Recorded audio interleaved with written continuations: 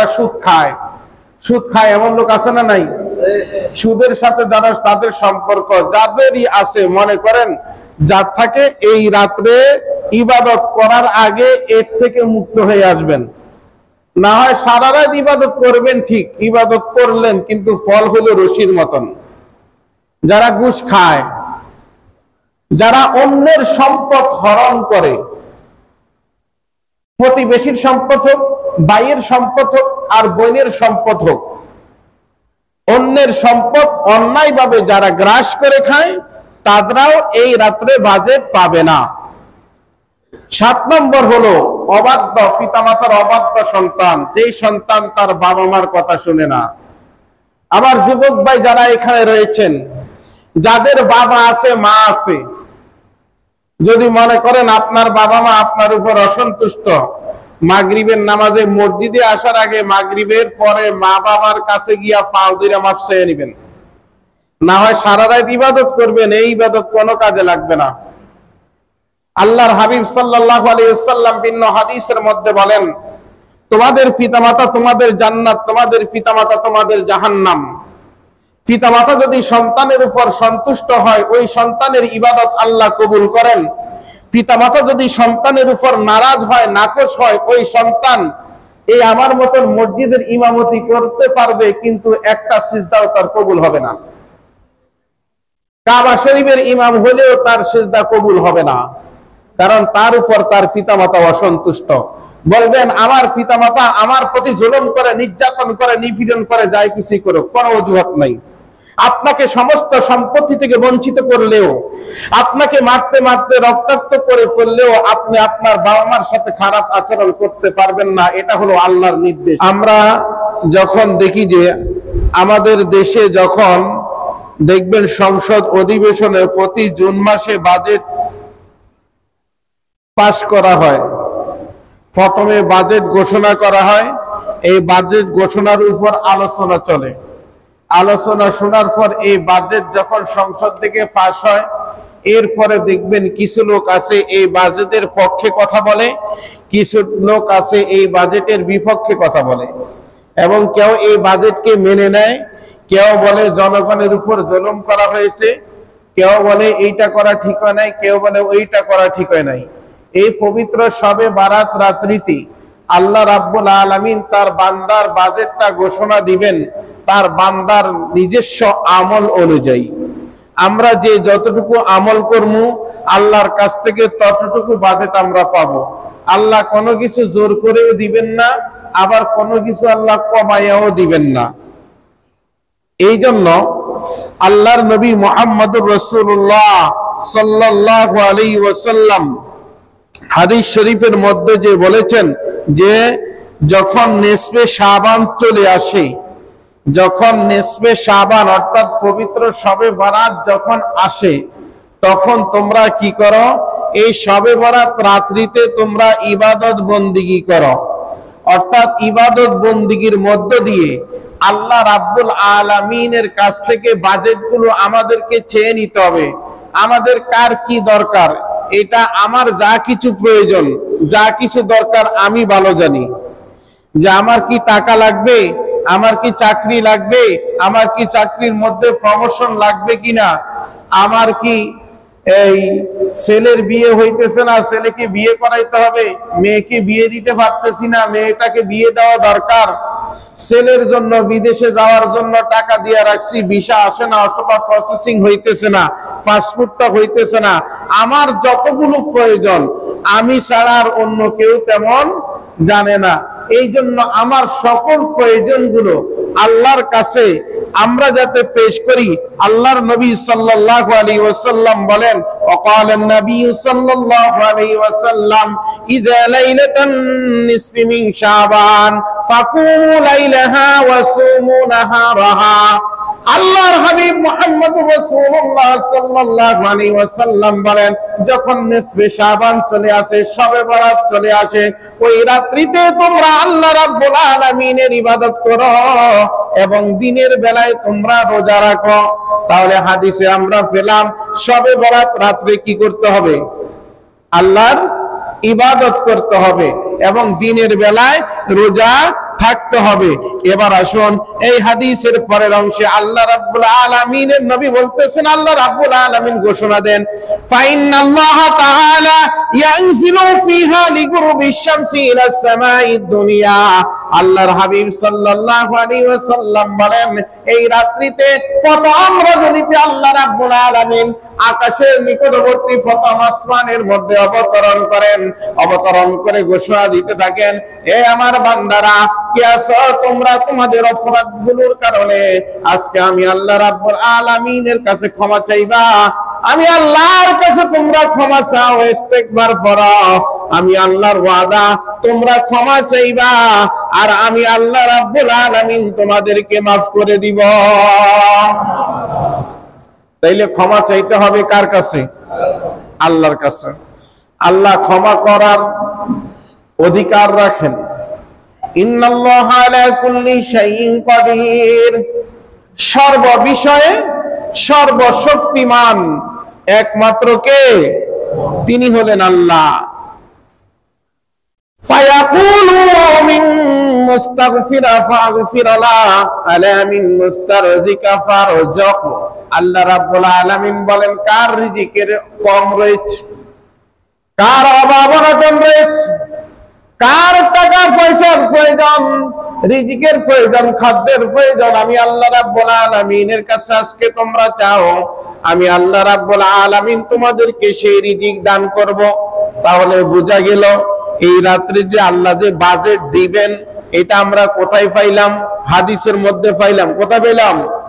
হাদিস। আল্লাহ বাজেট দিব, রিজিক দিব, আমাদের যত প্রয়োজন আছে সকল প্রয়োজন আল্লাহর নবী বলতেছে এই রাত্রে বান্দা তার আল্লাহর কাছে চায়, আর আল্লাহ সেই চাওয়া অনুযায়ী যাকে যতটুকু দেওয়া দরকার আল্লাহ পাক তাকে ততটুকু দেন। দেখেন, একই মায়ের ঘরে জন্মগ্রহণ করার পর 5 ভাই, 6 ভাই, 7 ভাই, 3 ভাই, সকলের সম্পদ একরকম না। দেখবেন কম বেশি আছে না নাই? একই এলাকার মধ্যে পাশাপাশি বাড়ি, একজনের টিনের ঘর, আরেকজনের 5 তলা বিল্ডিং। আল্লাহ তো ইচ্ছা করলে 5 তলার সাথে এই কুড়ের ঘরটাকেও 5 তলা বানাই দিতে পারেন কি পারেন না? কিন্তু কেন করে না? ভারসাম্য রক্ষা করে, যে যতটুকু ওজনের আল্লাহ তাকে ততটুকু দেন। দেওয়ার পরে এরপর হলো আল্লাহ পাক পরীক্ষা করেন। ভাইরা আমার, যাদেরকে আল্লাহ সম্পদ বেশি দেন তাদের জন্য পরীক্ষাও অত বেশি, যাদের সম্পদ কম তাদের পরীক্ষাও কম। আপনি দেখবেন যত বেশি উপরের ক্লাসে উঠবে তত লেখা বেশি না কম? মানে পরীক্ষার প্রশ্নের সংখ্যাও বেশি। আবার 1-2 যারা থাকে তাদের লেখাও কম, প্রশ্নের সংখ্যাও কম। গরিব মানুষেরও ঠিক তেমনি ভাবে যাদের সম্পদ কম তাদের পরীক্ষাও কম, তারা তাড়াতাড়ি পাস করবে। যাদেরকে সম্পদ দেওয়া হয়েছে এদের পরীক্ষা বেশি, তবে ওই পরীক্ষায় যদি ভালো করে পড়ালেখা করে পাস করা সহজ না কঠিন? ভালো করে পড়ালেখা করলে পাস করা সহজ। সম্পদশালীরা যদি মনে করে এই সম্পদ আল্লাহ আমাকে দিছে, সুতরাং এই সম্পদের প্রকৃত মালিক হলেন আল্লাহ, সুতরাং আল্লাহর রাস্তায় এটা খরচ করি, তাহলে দেখা যাবে ওই গরিবও সহজ, ওই বড় লোকও হাসরের ময়দানে সহজে ওই পরীক্ষায় পাস করে ফেলবে। সুবহানাল্লাহ বলি। ভিন্ন হাদিসের মধ্যে আছে, আল্লাহ রাসূল সাল্লাল্লাহু আলাইহি ওয়াসাল্লাম বলেন, ধনীর 500 বছর আগে গরিব জান্নাতে চলে যাবে। সুবহানাল্লাহ। বলে কেন? গরিব এত তাড়াতাড়ি বেহেশতে যাবে কেন? কারণ তার সম্পদ কম। একটা লোক সারা দিন দিন মজুর করে খায়, থাকে ভাড়া বাড়িতে। আল্লাহ জিজ্ঞেস করবে তোমার সম্পদের হিসাব দিয়ে তুমি জান্নাতে চলে যাও। বলে আল্লাহ আমার 1 ঘন্টা জায়গাও নাই, দিন মজুরি করতাম, খাইতাম, মানুষের বাড়ি কাজ করতাম, খাইতাম, ভাড়া থাকতাম, মাস শেষ হইতো ভাড়া দিয়ে দিতাম, হিসাব শেষ। আর আমার আপনার যখন 10 বিঘা 5 বিঘা 5 তলা 10 তলা জায়গা, আল্লাহ রাব্বুল আলামিন বলবে সব কিছু বাদ দিয়ে দিলাম রে বান্দা, তোকে যে সম্পদ দিয়েছি এই সম্পদের হিসাব দিয়ে তারপরে বেহেশতে চলে যা। আল্লাহ রাব্বুল আলামিনের কাছে হিসাব দিব। আল্লাহ বাড়ি ছিল 5 তলা, ভাড়া উঠতো 60,000 টাকা। এ বান্দা, কত বছর পর্যন্ত ভাড়া দিয়েছিস, হিসাব রাখছত না? আল্লাহ রাখি না, হিসাব কর। বলেন তো, ওই সময় যদি আল্লাহ বলে হিসাব করার জন্য, কয়টা রুম, মাঝে মাঝে রুম খালি গেছে না যায় নাই? আমার কথা বুঝতেছেন? মাঝে মাঝে রুম খালি যায় না? এই মাসে তো লেখা রাখি নাই যে এই মাসে রুম খালি আছে। আল্লাহর কাছে হিসাব দিতে হবে। ফামাইয়া আমাল মিসকালা যাররাতিন খায়রান ইয়ারা ওয়া মাইয়া আমাল মিসকালা যাররাতিন শাররান ইয়ারা। আল্লাহ রাব্বুল আলামিন বলবেন, আমার কাছে শুধু তোমার সম্পদের হিসাব দিয়ে তুমি জান্নাতের মধ্যে চলে যাও। সেই দিন ওই বড় লোকগুলো, ওই সম্পদশালী লোকগুলো যারা আল্লাহ পাক আমাদেরকে এই সম্পদগুলো দিয়েছেন, আমরা হিসাব দিতে সময় লাগবে। যার কারণে যাদের সম্পদ আছে, ওই সম্পদশালীর 500 বছর আগেই গরিব লোক জান্নাতের মধ্যে চলে যাবে। হিসাব দিবে আল্লাহর কাছে। ভাইয়েরা আমার, আর যে সমস্ত লোকগুলো মনে করেছে ও রব্বুল আলামিন, সম্পদ তুমি দিয়েছো, অর্থ তুমি দিয়েছো, জায়গা তুমি দিয়েছো, জমিন তুমি দিয়েছো, সব তোমার। এবার চিন্তা করে, আমি আমার আয়ের সম্পদগুলোকে একটা ভাগ করি, একটা অংশ প্রত্যেক মাসে রেখে দেয় আল্লাহর রাস্তায় খরচ করে, একটা অংশ প্রত্যেক মাসে রেখে দেয় নিজের জন্য, পরিবারের জন্য খরচ করে। এমন লোক আছে না নাই? যদি এই চিন্তা থাকে সম্পদশালী লোকগুলোর মধ্যে, একটা অংশ আল্লাহ রাব্বুল আলামিন রাস্তায় খরচ করবে। আল্লাহর নবী বলেন, কাল কিয়ামতের দিন ওই ব্যক্তির জন্য আল্লাহ রাব্বুল আলামিন হিসাবটাকে সহজ করে দিবেন। নিয়তি থাকতে হবে যে আমার এত টাকা ইনকাম হয়, সুতরাং এই ইনকামের এত টাকা আমি কি করব? আল্লাহ রাস্তায় ব্যয় করব। শুধু তাই নয় গো বাবা, আখিরি জামানার পয়গম্বর নবী মুহাম্মদ রাসূলুল্লাহ সাল্লাল্লাহু আলাইহি ওয়াসাল্লাম যেদিন দুনিয়ার জমিন থেকে বিদায় নিয়ে যাবেন, আম্মা জান মা আয়েশা সিদ্দিকা রাদিয়াল্লাহু তাআলা আনহাকে বলতেছেন, আয়েশা, আমার ঘরের মধ্যে কি আছে? আমি হয়তো আর কিছুক্ষণের মধ্যে দুনিয়ার জমিন থেকে চলে যাব। আয়েশা বলতেছে, ইয়া রাসূলুল্লাহ, কিছু মোহর আছে। আল্লাহর নবী বলেন, আয়েশা, এগুলো নিয়ে আসো। আনা হলো। যেই নবীর ঘরে খাবার নাই, যেই নবীর ঘরের মধ্যে কোনো চাল ডাল কিছুই নাই, শুধুমাত্র কয়েকটা মোহর আছে। নবী কিছুক্ষণের মধ্যে ইন্তেকাল করবেন, মোহরগুলো আনতে বলল। আয়েশাকে বলতেছে, আয়েশা, আমার সামনে এই মুহূর্তে মোহরগুলো তুমি গরিব মানুষের মধ্যে বিতরণ করে দাও। আমি আল্লাহ রাব্বুল আলামিনের কাছে এমন ভাবে উঠতে চাই, আল্লাহ পাক যখন আমাকে বলবে, এ মুহাম্মদ, তুমি তোমার হিসাব আমার কাছে দিয়ে এরপরে তুমি জান্নাতে যাও, আল্লাহকে বলবো, আল্লাহ যখন দুনিয়ার জমিনের মধ্যে পাঠাইছিল তখন আমার ঘরের মধ্যে অভাব ছিল। যখন আমি তোমার কাছে আসি গো আল্লাহ, তখন আমার কাছে কোনো সম্পদ ছিল না। আমি চাই মিসকিনদের সাথে যাতে আমার হাসর হয়, গরিবদের সাথে যাতে করে আমার হাসর হয়। ভাইরা আমার, অথচ দেখেন আজকে আমার আপনার অবস্থা হলো এমন, বাড়ি একটা আছে, আরেকটা করতে চাই, ভালো কিন্তু খারাপ না। সম্পদ যতটুকু আছে আরো সম্পদ করতে চাই, এটা কিন্তু খারাপ না। কিন্তু খারাপটা হলো ওইটাই, আমি যে করতেছি, আমি কি একবার চিন্তা করতেছি আজকে যদি আমার মরণ হয়ে যায়, এই সম্পদ আমার কবরে যাবে? কবরে যাবে? যদি কবরে না যায়, এই সম্পদ যে আমি দুনিয়ার জমিনের মধ্যে রেখে যাইতেছি, কবরে যাওয়ার পর এই সম্পদ আমাকে নাজাত দিতে পারবে কিনা? আমি যাদের জন্য সম্পদ রেখে যাইতেছি, আমি মরে যাওয়ার পর তারা কি এই সম্পদটাকে সঠিকভাবে খরচ করবে কিনা? এই চিন্তা আমাদের করা দরকার ভাইরা আমার। এই জন্য এই যে এই রিজিকের কথা বলতে গিয়া এই সম্পদের যে এত কথাগুলো বললাম, যে আল্লাহর কাছে চাইতেছি, আল্লাহ দিতেছে আর দিতেছে। কারণ আল্লাহর কাছে দিলে আল্লাহর কি শেষ হবে? কোনো শেষ হবে না। আল্লাহ বলে, তুমি চাইতেছো, আমি দিতেছি, কিন্তু এটাকে সঠিকভাবে ব্যবহার করার দায়িত্ব হলো তোমার। এই জন্য এই পবিত্র শবে বারাত রাত্রিতে আমরা আল্লাহর কাছে চাইবো, আল্লাহ আমাদেরকে দিবেন, আর এর সঠিক ব্যবহার যাতে আমরা করতে পারি, আল্লাহ পাক সেই তৌফিক দান করুন, বলি আমিন। এবার আসুন, সবাই তো আসে নাই, সবাই শুনবেও না। যতটুকু আমার সময় আছে আমি অতটুকুর মধ্যে শেষ করব যে এই যে রাত্রিটা আসতেছে, যারা যারা আমরা ইবাদত বন্দিগি করবো, কিছু লোক আছে ইবাদত যতই করুক সংশোধন না হলে একটা দোয়াও আল্লাহর দরবারে কবুল হবে না, তার কোন ইবাদত এই রাত্রে কাজে আসবে না। এখন সেই জিনিসগুলো আমরা জানবো, জানার পর এটা আমাদের কাছ থেকে আজকে মাগরিবের আগে সরাবো ইনশাআল্লাহ। তাহলে শোনা, শবে বরাত রাত্রিতে আমরা ইবাদত করলে ইবাদত কাজে লাগবে, না সারা রাত ইবাদত করলেন কাজে আসলো না। কেমন হলো এটা? এটা হলো দেখবেন সাপ মনে করে সারা রাত ফিরেছে, সকালে দেয় রশি, বুঝছেন তো? সারা রাত ফিরেছে কি সাপ, সকালে দেয় কি রশি। এই যে কথাগুলা বলবো এগুলা দূর করে যদি আমরা এই শবে বরাত মাগরিবের পর থেকে ইবাদত করি, আল্লাহর কাছে চাই, তাইলে আল্লাহর কাছে আমরা চাইবো, আল্লাহ আমাদেরকে দিবেন।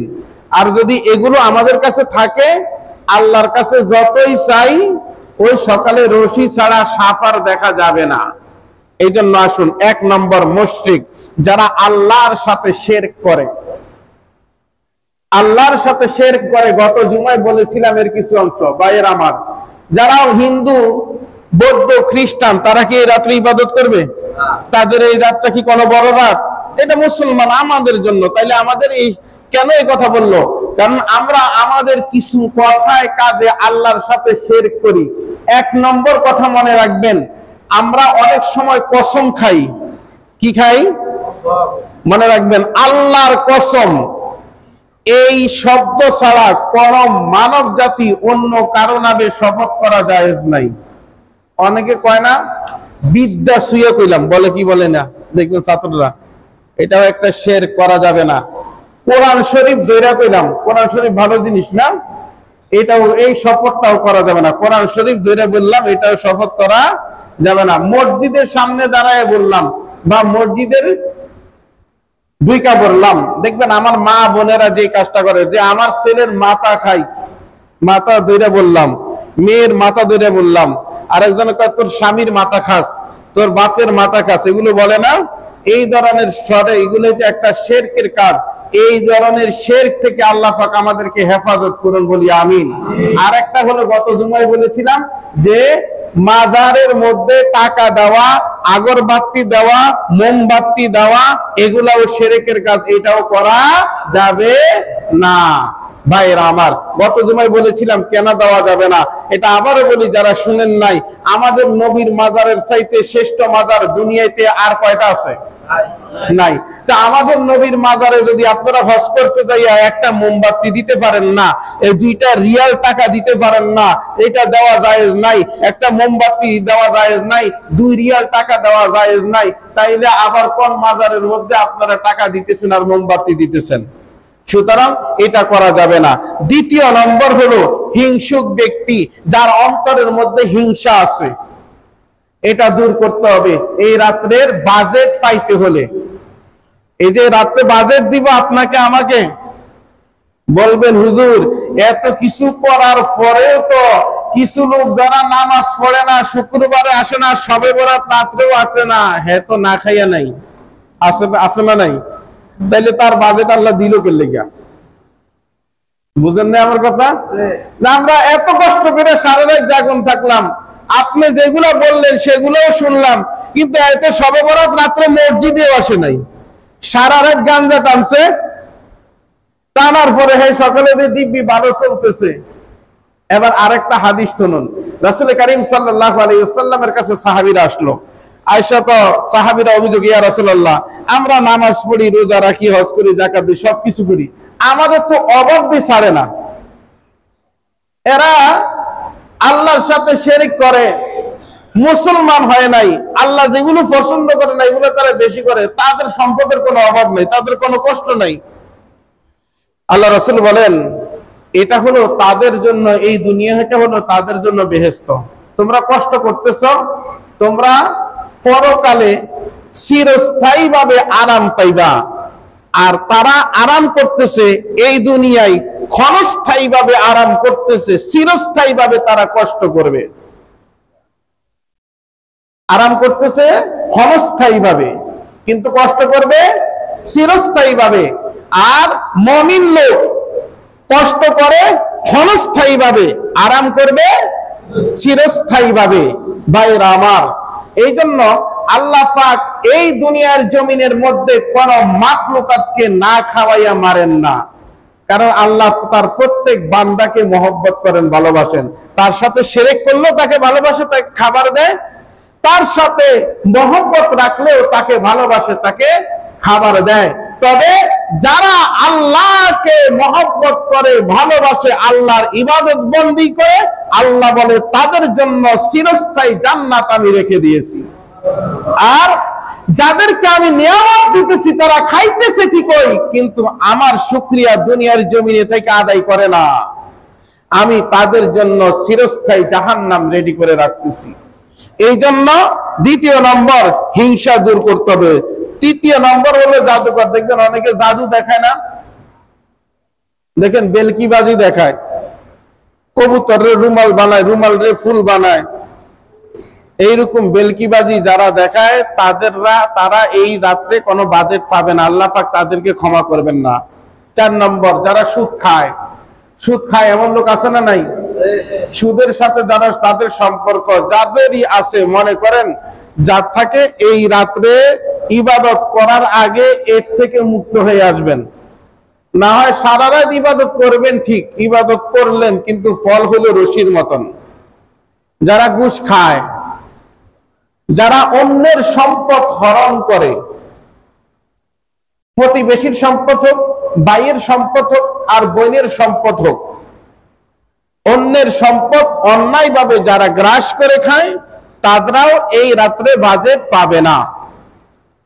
7 নম্বর হলো অবাধ্য পিতামাতার অবাধ্য সন্তান, যেই সন্তান তার বাবা মার কথা শুনে না। আমার যুবক ভাই যারা এখানে রয়েছেন, যাদের বাবা আছে, মা আছে, যদি মনে করেন আপনার বাবা মা আপনার উপর অসন্তুষ্ট, মাগরিবের নামাজে মসজিদে আসার আগে মাগরিবের পরে মা বাবার কাছে গিয়া ফাও দিরা মাফ চেয়ে নেবেন। না হয় সারা রাত ইবাদত করবেন, এই ইবাদত কোনো কাজে লাগবে না। আল্লাহর হাবিব সাল্লাল্লাহু আলাইহি ওয়াসাল্লাম ভিন্ন হাদিসের মধ্যে বলেন, তোমাদের পিতামাতা তোমাদের জান্নাত, তোমাদের পিতামাতা তোমাদের জাহান্নাম। পিতামাতা যদি সন্তানের উপর সন্তুষ্ট হয়, ওই সন্তানের ইবাদত আল্লাহ কবুল করেন। পিতামাতা যদি সন্তানের উপর নারাজ হয়, নাকশ হয়, ওই সন্তান এই আমার মতন মসজিদের ইমামতি করতে পারবে, কিন্তু একটা সিজদাও তার কবুল হবে না। কাবা শরীফের ইমাম হলেও তার সিজদা কবুল হবে না, কারণ তার উপর তার পিতামাতা অসন্তুষ্ট। বলবেন আমার পিতামাতা আমার প্রতি জুলুম করে, নির্যাতন করে, নিপীড়ন করে, যাই কিছু করে, কোনো অজুহাত নাই। আপনাকে সমস্ত সম্পত্তি থেকে বঞ্চিত করলেও, আপনাকে মারতে মারতে রক্তাক্ত করে ফেললেও আপনি আপনার বাবা মার সাথে খারাপ আচরণ করতে পারবেন না। এটা হলো আল্লাহর নির্দেশ। কার? ওয়াকাদা রাব্বুকা আল্লা তা'বুদু ইল্লা ইয়্যাহু ওয়া বিল ওয়ালিদাইনি ইহসানা, সূরা বনী ইসরাঈল পড়ে দেখবেন আল্লাহ স্পষ্ট বলে দিয়েছে বাবা মার কথা সেখানে। সুতরাং আমার যুবক ভাইয়েরা, বিশেষ করে আজকে এই শবে বরাত রাত্রিতে যাদের বাবা মা আছে, তারা কি করবেন? বাবা মার কাছে ক্ষমা চেয়ে এরপরে মসজিদে এসে ইবাদত বন্দেগী করবেন। 8ম নাম্বার হলো জুলুমকারী, যারা একে অপরের উপর জুলুম করে, নির্যাতন করে, নিপীড়ন করে, তাদের বাজেটও এই রাতে বন্ধ। তারা যদি এই জুলুম নির্যাতন থেকে তওবা করে ফিরে না আসে, তারাও আজকের রাত্রের বাজেট পাবে না। এবার আসুন কি কাজগুলো করবেন। 1 নাম্বার হলো আপনারা আল্লাহর হাবিব যে বলেছেন এই রাত্রে ইবাদত করার জন্য, অর্থাৎ নামাজ পড়বেন। 2 রাকাত করে নামাজ পড়বেন। যে 2 রাকাত আমি নফল নামাজ আদায় করতেছি, আল্লাহু আকবার। 2 রাকাত নফল নামাজ পড়তেছি, আল্লাহু আকবার। 2 রাকাত করে যত পড়তে পারেন আপনারা তত নামাজ পড়বেন। তবে মনে রাখবেন, নামাজ পড়তে পড়তে শেষ রাইতে গিয়া ঘুমাইয়া ফজর যাতে কাজা না হয়, ফজর যাতে কাজা না হয়। যদি ফজর কাজা হওয়ার সম্ভাবনা থাকে, এশার নামাজ পড়া বাসায় যেয়ে ঘুমাইবেন, ফজরের নামাজ জামাতে আদায় করবেন, সারা রাত নফল নামাজ আদায় করার সওয়াব পাবেন। আর যদি সারা রাত নফল নামাজ পড়লেন, ফজরের নামাজ পড়লেন না, এরপরে সকালবেলায় দেখবেন যে জিরো। যারা কম্পিউটার চালান তারা বুঝবেন, সারা রাত কম্পিউটারের মধ্যে লিখলেন, একবারের জন্য আপনি সেভ বাটনে টিপ দিলেন না, সেভ করলেন না, সকালবেলায় অটোমেটিক আপনি কম্পিউটারটা বন্ধ করে দিলেন, 5 মিনিট বা 1 মিনিট পরে খুলবেন, আগে যা লিখছেন কিছুই নাই। ঠিক তেমনি ভাবে সারা রাত নামাজ পড়লেন, ফজরের নামাজ পড়লেন না, ফজরের নামাজটা হলো সেভ বাটন, সেভ বাটনে আপনি টিপ দিলেন না, আপনার সারা রাতের ইবাদত করছেন ঠিকই, কষ্ট করছেন, কোনো কাজে আসবে না। ভাইরা আমার, দ্বিতীয় তো হলো যে এই একটা রাত আছে, বিশেষ করে এই রাত্রে অনেকে, বিশেষ করে 2টা রাত মানুষ জাগ্রত থাকে, শবে কদর এবং শবে এই বারাত। একটা হাদিস আপনাদেরকে বলি, আল্লাহ রাসূল সাল্লাল্লাহু আলাইহি ওয়াসাল্লাম ওনার চাচা হযরত আব্দুল্লাহ ইবনে আব্বাসকে বলতেছে চাচা, আমি আপনাকে আজকে একটা আমলের কথা বলবো, যে আমলটা যদি আপনি করেন, আপনার যত বছর এই পর্যন্ত হায়াত হয়েছে, সামনে যত বছর হায়াত হবে, তত বছরের আল্লাহ পাক সমস্ত গুনাহ খাতা মাফ করে দিবে। সুবহানাল্লাহ। সামনে কত বছর বাঁচবো আমরা, আমাদের গ্যারান্টি আছে? তাহলে কত বছর বাঁচবো আল্লাহ জানে। তাহলে যত বছর বাঁচবো তত বছরের গুনাহ মাফ করব। কি? আল্লাহ রাসূল সাল্লাল্লাহু আলাইহি সাল্লাম বলেন, চাচা আমি আপনাকে 4 রাকাত নামাজের কথা বলবো, এই 4 রাকাত নামাজ যেভাবে বলবো এইভাবে পড়বেন, আপনি প্রতিদিন একবার করে। প্রতিদিন কয়বার? একবার। প্রতিদিন যদি না পারেন প্রতি শুক্রবারে পড়বেন, সপ্তাহে একদিন। সপ্তাহে একদিন। সপ্তাহে একদিন যদি আপনি না পারেন, তাহলে আপনি মাসে একবার পড়বেন। মাসে একবার। মাসে একবার যদি না পারেন, তাহলে বছরে একবার পড়বেন। বছরে একবারও যদি না পারেন চাচা, সারা জীবন একবার পড়লেই হবে। সারা জীবন কয়বার পড়লে হবে? তাহলে এই পর্যন্ত আপনারা যারা পড়েছেন সেটা হলো সালাতুত তাসবিহ নামাজ। সালাতুত তাসবিহ নামাজ যারা পড়েছেন তো পড়েছেন, যারা পড়েন নাই তারা নিয়ত করেন, এই রাত্রে যখন জাগন থাকবো আমরা এই 4 রাকাত নামাজ পড়বো। নিয়মটা আমি বলে দিতেছি, আজকে রাত্রেও যখন এখানে আমরা এশার নামাজের পর আলোচনা করব তখন আবারও বলে দেব। তাহলে সালাতুত তাসবিহ নামাজ কয় রাকাত পড়তে হবে? 4 রাকাত। এই 4 রাকাত নামাজ পড়লে যত বছর আল্লাহ এখন পর্যন্ত হায়াত দিয়েছে, সামনে যত বছর হায়াত দিবে তত বছরের সগীরা গুনাহ আল্লাহ পাক মাফ করে দিবেন। কবিরা গুনার জন্য আল্লাহর কাছে তওবা করতে হবে, কিন্তু সগীরা গুনাহগুলোকে আল্লাহ কি করে দিবেন? মাফ করে দিবেন। এই জন্য এই সালাতুত তাসবিহ আমরা পড়ব সুবহানাল্লাহি আলহামদুলিল্লাহি ওয়া লা ইলাহা ইল্লাল্লাহু ওয়াল্লাহু আকবার। এটা হলো তাসবিহ। সুবহানাল্লাহি আলহামদুলিল্লাহি ওয়া লা ইলাহা ইল্লাল্লাহু ওয়াল্লাহু আকবার। যাদের কাছে বই আছে অথবা নেটে সার্চ দিয়ে এটা আবারও শিখে নেবেন আপনারা। এই তাসবিহটা পড়তে হবে 4 রাকাত নামাজে 300 বার। কয়বার? 300 বার। অর্থাৎ প্রত্যেক রাকাতে 75 বার করে পড়তে হবে। প্রতি রাকাতে কয়বার করে পড়তে হবে? 75 বার। এখন একবার বলে দেই, আবার রাত্রেও বলে দেব ইনশাআল্লাহ, আল্লাহ যদি বাঁচায় রাখে। প্রথমে যখন নিয়ত করবেন যে 4 রাকাত সালাতুত তাসবিহ নামাজ পড়তেছি, আল্লাহু আকবার করে যখন নিয়ত বাঁধবেন, নিয়ত বাঁধার পর আমরা সানা পড়ি। সানা পড়ি না? সানা পড়ার পর আপনি কি করবেন? এই তাসবিহটা 15 বার পড়বেন। কয়বার পড়বেন? 15 বার পড়বেন। এরপর সূরা ফাতিহা পড়বেন, সূরা ফাতিহার সাথে অন্য সূরা মিলাইবেন। রুকুতে যাওয়ার আগে 10 বার পড়বেন। কয়বার হইল? সানা পড়ার পর 15 বার, রুকুতে যাওয়ার আগে 10 বার। কয়বার হইল? 25 বার। রুকুতে যাবেন, রুকুর তাসবিহ পড়বেন, 3 বার পড়েন, 7 বার পড়েন, পড়বেন। পড়ার পর পড়বেন 10 বার। কয়বার হইল? 35 বার। রুকু থেকে সোজা হয়ে দাঁড়াবেন, সামি আল্লাহু লিমান হামিদা রব্বানা লাকাল হামদ। এরপর বলবেন 10 বার। এরপর আল্লাহু আকবার করে প্রথম সিজদায় যাবেন। প্রথম সিজদায় সুবহান রাব্বিয়াল আলা, এটা যে কয়বার পড়েন পড়বেন, পড়বেন 10 বার। কতবার হলো? এরপরে প্রথম সিজদা থেকে বসবেন। যদি পারেন আল্লাহুম্মা গফিরলি ওয়ারহামনি ওয়াহদিনি ওয়ারযুকনি, এটা যতটুকু পারেন, নাইলে আল্লাহুম্মা গফিরলি এতটুকু পড়বেন। পড়বেন 10 বার। কয়বার হলো? 65 বার। আবার দ্বিতীয়বার সিজদায় যাবেন, সিজদা তাসবিহ পড়ে পড়বেন 10 বার। কয়বার হইল? 75 বার হয়ে গেল। এখন আল্লাহু আকবার করে দাঁড়ায় যাবেন। ওই সময় বলছি কথা, সানার পড়ার পর এখন আর সানা আছে?